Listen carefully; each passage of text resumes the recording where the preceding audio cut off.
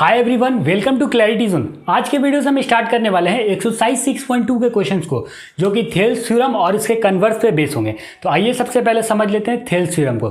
क्या कहता है थेल्स थ्योरम कि ये एक ट्रायंगल हो गया, ट्रायंगल के किसी भी एक साइड के पैरेलल अगर कोई लाइन जा रही है, सपोज कि मैं BC के पैरेलल एक लाइन ड्रा कर देता हूँ, तो ये जो लाइन है ना, ये लाइन अगर ये पैरेलल है, अगर ये लाइन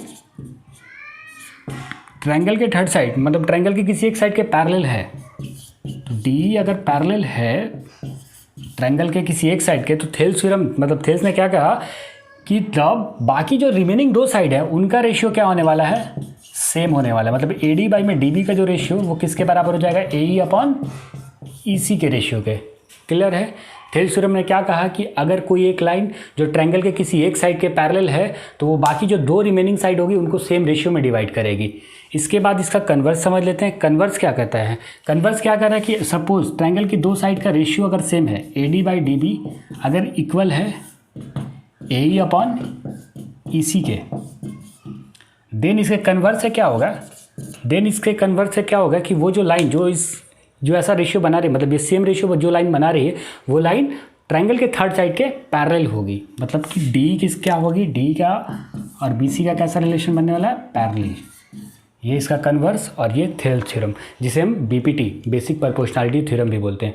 आप इसे बढ़िया तरीके से याद करो ताकि आपको इस एक्सरसाइज 6.2 के क्वेश्चन में कोई प्रॉब्लम ना हो। ये पूरी एक्सरसाइज इसी थ्योरम पर बेस्ड है। आइए सॉल्व करते हैं क्वेश्चन नंबर 1 को। क्वेश्चन नंबर 1 क्या कह रहा है कि एक ट्रायंगल ABC गिवन है, जिसमें D जो लाइन है वो BC के पैरेलल है, और बाकी जो तीन पोर्शन बच रहे हैं, तीन जो टुकड़े हुए हैं, उनका वैल्यू दिया हुआ है। AD का वैल्यू दिया हुआ है, DB का, AE का, और हमसे पूछ रहा है EC का वैल्यू। अगर DE जो लाइन है वो पैरेलल है किसके, BC के, तो आप BPT या थेल्स थ्योरम, एक ही थ्योरम है बिल्कुल। तो इससे क्या लिख सकते हो, बाय BPT से आप क्या लिख सकते हो, BPT से कि AD बाई में DB का जो रेशियो होने वाला है वो किसके बराबर हो जाएगा, AE बाई में EC के। बस अब तो बहुत आसान क्वेश्चन है, बस वैल्यू पुट कर दो, खुद ब खुद सॉल्यूशन मिल जाएगा। AD का वैल्यू कितना दिया हुआ है, 1.5, DB का वैल्यू कितना दिया हुआ है, 3, AE का वैल्यू 1, EC का वैल्यू पूछ रहा है।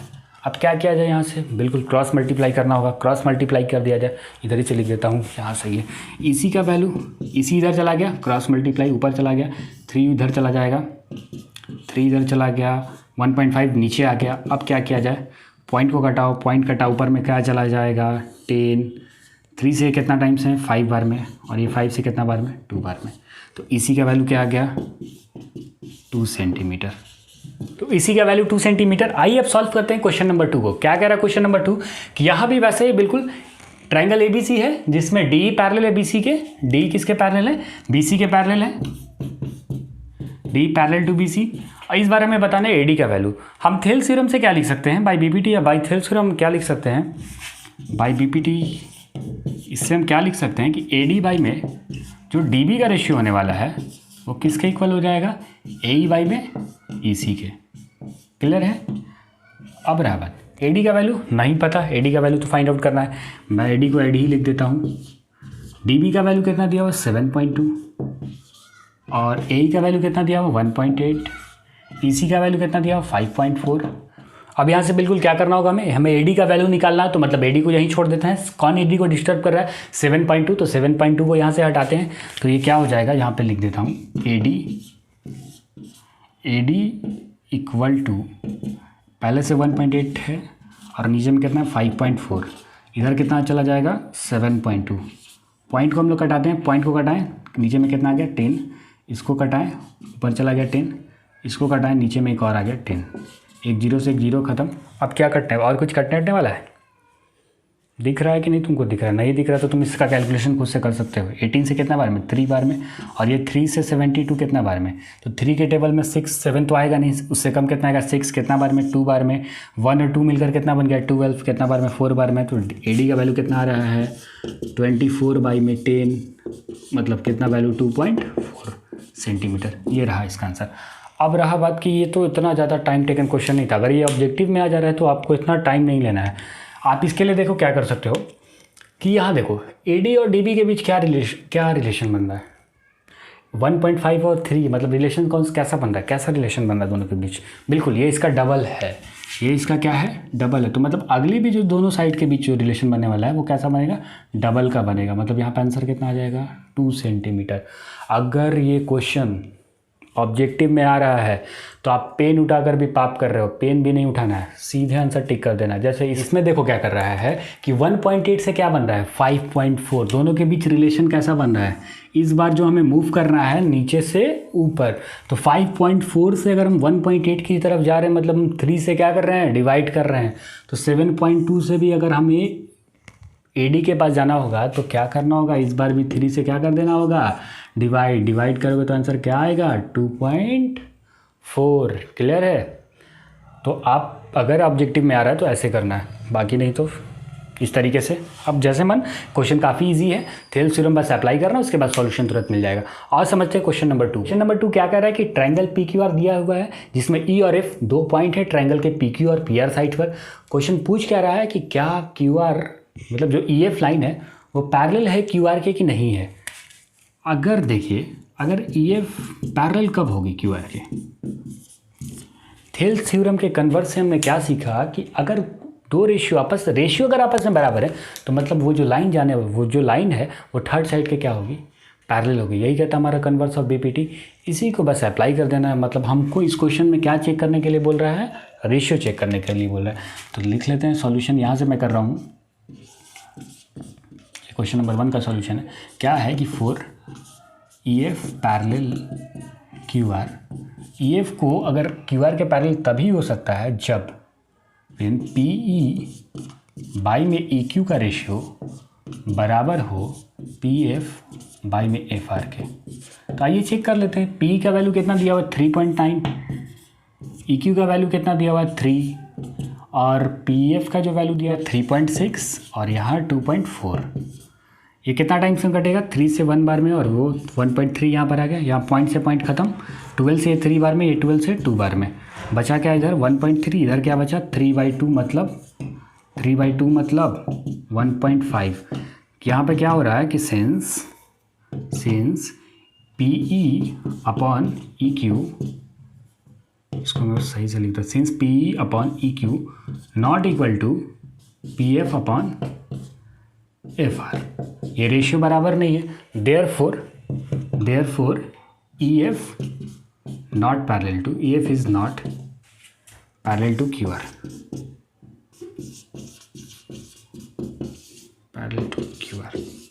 EF QR के मतलब पैरेलल नहीं है। क्लियर है ये वाला क्वेश्चन। आइए इसका सेकंड क्वेश्चन अब सॉल्व करते हैं। क्वेश्चन नंबर 2 का 2 भी क्या बोल रहा है कि यहाँ भी वही शो करना है कि EF पूछ रहा है क्या कि EF QR के पैरेलल है कि नहीं। मतलब काम तो वही फर्स्ट वाले की तरह करना है, बस रेशियो चेक करना है, रेशियो बराबर है कि नहीं है। देखते हैं। PE का वैल्यू कितना दिया हुआ है 4, EQ का वैल्यू कितना दिया हुआ है 8, यहाँ कितना है 4.5 और यहाँ कितना 9। ये देखो 1/2 हो जाएगा, यहाँ से भी कितना हो गया 1/2। हाँ, यहाँ पे 1/2 और 1/2 दोनों रेशियो बराबर आ गया। तो यहाँ पे लिख सकते होगा कि सिंस PE अपॉन EQ का जो रेशियो है वो बराबर है किसके, PF अपॉन FR के। देयरफॉर आप क्या लिख सकते हो, therefore EQ EF parallel to, EF जो होगी लाइन वो किसके पैरेलल होगी, QR के। हाँ, इस वाले क्वेश्चन में ये दोनों लाइन आपस में क्या थी, पैरेलल थी। तो आइए सॉल्व करते हैं क्वेश्चन नंबर 2 के थर्ड को। इस क्वेश्चन में क्या बोल रहा है कि PQ का वैल्यू दिया हुआ है और क्या दिया हुआ है, PR दिया हुआ है, PE दिया हुआ है और PF दिया हुआ है। यहाँ भी हमें वही बताना है कि EF QR के पैरेलल है कि नहीं। अगर आपको कोरोलरी याद हो तो आपने क्या पढ़ा था कि upper by whole equal to upper by whole, एक तो upper by lower equal to upper by lower. इस केस में हमें कौन सा केस फॉलो करना है, अपर बाई होल, मतलब PE अपॉन PQ बराबर होना चाहिए PF अपॉन PR के। तो आपका EF जो लाइन है वो QR के पैरेलल हो जाएगा अगर ये रेशियो बराबर आ जा रहा है। तो आगे देखते हैं PE का वैल्यू क्या है 0.18, PQ का वैल्यू 1.28, इसके बाद क्या दिया PF 0.36, PR कितना दिया हुआ 2.56। यहाँ देखते हैं, देखिए पॉइंट के बाद 2 डिजिट, पॉइंट के बाद 2 डिजिट, मतलब पॉइंट से पॉइंट खत्म। यहाँ भी वैसे ही 2 डिजिट है तो यहाँ भी पॉइंट से पॉइंट खत्म हो जाएगा। बचेगा क्या 18/128 और यहाँ क्या बच रहा है 36/256। कैंसिल आउट करते हैं। देखिए 18 से तो ये कट जा रहा है बट ये नहीं कट रहा है, कटाते हैं पहले हम 2 ही से, इसको 2 से 9 और ये 2 से कितना हो गया 64। इसको कटाते हैं, देखिए 4 से 2 से भी कट रहा है बट 4 से भी कट जा रहा है तो मैं इसे 4 से ही कटा देता हूँ। तो 4 से 9 और 9 बार में, और ये 4 से आपका हो गया 64 बार में। तो मतलब 9/64 इस साइड भी और अगले साइड भी 9/64। तो आप यहाँ से क्या लिख सकते हो कि since PE upon PQ is equal to PF upon PR, therefore EF parallel to QR। ये रहा हमारा क्वेश्चन नंबर 2। इसके बाद आइए सॉल्व करते हैं नेक्स्ट क्वेश्चन। तो आइए सॉल्व करते हैं क्वेश्चन नंबर 3 को। क्वेश्चन नंबर 3 के अंदर क्या बोल रहा है कि in figure 6.18 LM parallel to BC and LN parallel to CD, then prove that AM upon AB equal to AN upon AD। मतलब क्या प्रूव कर रहा है हमको कि अपर बाई होल का जो रेशियो होने वाला है वो इधर वाले के भी अपर बाई होल के बराबर होगा। मतलब अपर बाई होल वाला रेशियो बराबर करना है। तो सबसे पहले हम देखते हैं ट्रायंगल ABC के अंदर, इन ट्रायंगल ABC के अंदर आपको क्या मिलेगा। हाँ बिल्कुल, क्या गिवन है ABC के अंदर कि LM जो है वो पैरेलल है किसके, CB के। अब LM जो CB के पैरेलल है तो BPT से आप क्या लिख सकते हो, देन बाई BPT। क्या लिखोगे, क्या याद करके आए हो। हाँ बिल्कुल, कि AM अपॉन AB का जो रेशियो होने वाला है, AM अपॉन AB का मतलब अपर बाई होल का जो रेशियो होगा वो अगले साइड के अपर बाई होल के बराबर होगा। मतलब AL अपॉन AC के बराबर हो जाएगा। इसे मान लो इक्वेशन 1। तो अब नीचे वाले ट्रायंगल में देखते हैं, ट्रायंगल ADC के अंदर हमें क्या मिलेगा। इन ट्रायंगल ADC के अंदर हमें क्या मिलने वाला है, बिल्कुल LN जो होगा वो पैरेलल होगा किसके, CD के। तब आप क्या लिख सकते हो, BPT से देन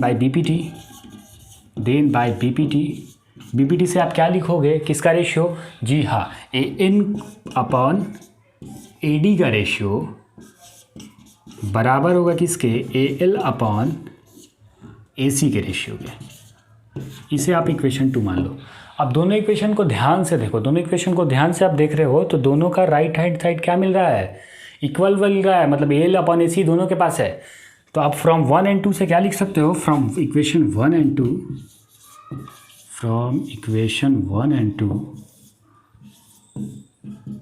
क्या लिख सकते हो, जब RHS बराबर तो LHS भी बराबर होगा। तो AM अपॉन AB का जो रेशियो होने वाला है वो किसके बराबर हो जाएगा, AN अपॉन AD के रेशियो के। यही तो हमें प्रूफ करना था। आसान था, समझ में आया, क्लियर है, कोई दिक्कत नहीं। चलिए बढ़ते हैं अगले क्वेश्चन में। अगर कोई दिक्कत है तो कमेंट बॉक्स में बताना। तो आइए सॉल्व करते हैं क्वेश्चन नंबर 3 को। क्वेश्चन नंबर 3 क्या बोला है कि in figure 6.18 DE parallel to AC। ये जो DE लाइन है वो किसके पैरेलल है, AC के पैरेलल है। और DF किसके पैरेलल है, DF पैरेलल है AE के। Then prove that BF upon FE ये वाला ratio equal to BE upon AC के, BE अपॉन EC के बराबर। ये हमें प्रूफ करना है। इससे पहले समझ लेते थोड़ा फिगर को। फिगर क्यों इतना कॉम्प्लिकेटेड है नहीं, फिगर काफ़ी आसान है। देखिए इसे मैं मिटा देता हूँ। एक्चुअल फिगर था क्या हमारे पास, अब इसको मिटा देने से हमारे पास ट्रायंगल कौन सा बन गया, ट्रायंगल ABC। आइए इस ट्रायंगल के अंदर देखते हैं क्या क्या गिवन है। इन ट्रायंगल ABC के अंदर आपको क्या कि DE किसके पैरेलल, DE पैरेलल दिया हुआ है, किसके पैरेलल है DE, तो AC के पैरेलल है। DE पैरेलल AC, तब क्या लिख सकते हो आप, थेल्स थ्योरम से या BPT से, देन बाय BPT आप क्या लिख दोगे कि क्या लिख दोगे जल्दी, BD अपॉन, बिल्कुल BD अपॉन AD का जो रेशियो होने वाला है वो किसके बराबर होगा, BE अपॉन EC के। ठीक है, क्लियर है। इस इक्वेशन 1 मैंने मान लिया। अब आओ जैसा पहले फिगर था उसे उस तरह से बना देते हैं। बस इसको ज्वाइन कर देने से एक नया ट्रायंगल और बन गया। ये यहाँ पर है, सॉरी। अब क्या हो जा रहा है कि DF किसके पैरेलल हो रहा है, AE के पैरेलल हो रहा है। तो अब DF पैरेलल मतलब ये वाले पोर्शन को हटा देने को बोल रहा है, हटाना नहीं है मतलब कि मैं हटा दे रहा हूँ, मतलब ये वाला पोर्शन हटा देने को बोल रहा है। अब तुम्हारे पास क्या बचा कि तुम क्या लिखोगे, इन ट्रायंगल, यहाँ लिख दो in triangle AB। Triangle AB में क्या गिवन है कि DF किसके पैरेलल है, क्या गिवन है कि DF पैरेलल टू AE के पैरेलल है। तब तुम BPT से क्या लिखोगे, देन बाय BPT तुम क्या लिख सकते हो बीपीटी से? तुम बीपीटी से लिख सकते हो कि बीडी अपॉन एडी का जो रेशियो होने वाला है वो किसके इक्वल हो जाएगा? बीएफ अपॉन एफई के रेशियो के। तुम इसे इक्वेशन 2 मान लो। बिल्कुल प्रीवियस क्वेश्चन में जैसा हुआ था कि वहाँ पे आरएचएस बराबर था, यहाँ पर क्या बराबर है? यहाँ पर दोनों क्वेश्चन का एलएचएस क्या है? इक्वल है। दोनों क्वेश्चन का एलएचएस क्या है? इक्वल है। तो तुम दोनों इक्वेशन से क्या लिखोगे, क्या लिख सकते हो कि आरएचएस भी इसका बराबर होगा। बिल्कुल, फ्रॉम 1 and 2 क्वेश्चन ख़त्म हुआ तुम्हारा। From 1 and 2 B upon E C किसके बराबर हो जाएगा? Then B upon E C किसके बराबर लिख सकते हो? B F upon F E के। यही तो प्रूफ करना था। हो गया प्रूफ। आओ अगला क्वेश्चन सॉल्व करते हैं। तो आइए सॉल्व करते हैं अब क्वेश्चन नंबर 5 को। क्वेश्चन नंबर 5 क्या बोला कि in figure 6.20 D E parallel to O Q and D F parallel to O R, then prove that E F parallel to Q R. E F को Q R के parallel करने के लिए आपको करना क्या होगा, क्या करना होगा? मतलब पी क्यू और क्यू आर जो साइड है इनका रेशियो अगर आप सेम ला दे रहे हो तो ये ई एफ और क्यू आर आपस में क्या हो जाएंगे? पैरेलल हो जाएंगे। बिल्कुल। तो ई एफ और क्यू आर को पैरेलल करने के लिए हमको सेपरेट कुछ ट्रायंगल को उठाना होगा। आइए उठाते हैं सबसे पहले ट्रायंगल पी ओ क्यू को। देखते हैं ट्रायंगल पी ओ क्यू के अंदर क्या है। In triangle P O Q के अंदर हमको क्या गिवन है? तो डी एफ जो है, डी ई जो है वो किसके पैरेलल दिया हुआ है? ओ क्यू के पैरेलल दिया हुआ है। तो आप बीपीटी से क्या लिख सकते हो? क्या लिख दोगे बीपीटी से? बिल्कुल, पी अपॉन ई क्यू का रेशियो किसके बराबर लिख दोगे? P D upon D O के बराबर। अब वैसे इसी से रिलेटेड एक और ट्रायंगल है पी ओ आर। इसके अंदर देखते हैं in triangle P O R. तो पी ओ आर के अंदर आपको क्या मिलेगा? तो आपको मिल रहा है कि डी एफ जो है वो पैरेलल है किसके? ओ आर के। डी एफ किसके पैरेलल है? ओ आर के। तो आप क्या लिख सकते हो? Then bye BPT. बीपीटी से आप क्या लिख सकते हो? तो आप लिखोगे कि P F upon F are का जो रेशियो होने वाला है वो किसके बराबर हो जाएगा? P D upon D O के रेशियो के। अगर आप इसे इक्वेशन 1 मान चुके हो और इसे इक्वेशन 2 मान लो। अब आप इन दोनों इक्वेशन को ध्यान से देखते हो तो यहाँ क्या मिलता है आपको? आरएचएस बराबर मिल रहा है। आरएचएस जब बराबर मिला तो एलएचएस भी क्या होने वाला है? बिल्कुल इक्वल होने वाला है। तो यहाँ से आप क्या लिख सकते हो? From 1 and 2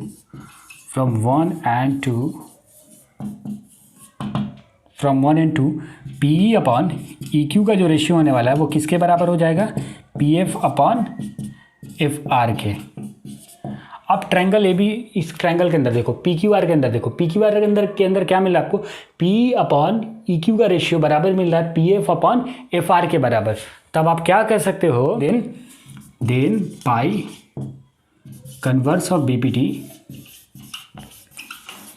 converse of BPT, BPT के कन्वर्स से आप क्या बोल सकते हो कि ई एफ किसके पैरेलल होगा? E F parallel to Q R. बिल्कुल, यही तो आपको प्रूफ करना था, यही तो आपको प्रूफ करना था। हो गया, क्लियर है। आइए अब सॉल्व करते हैं अगला क्वेश्चन।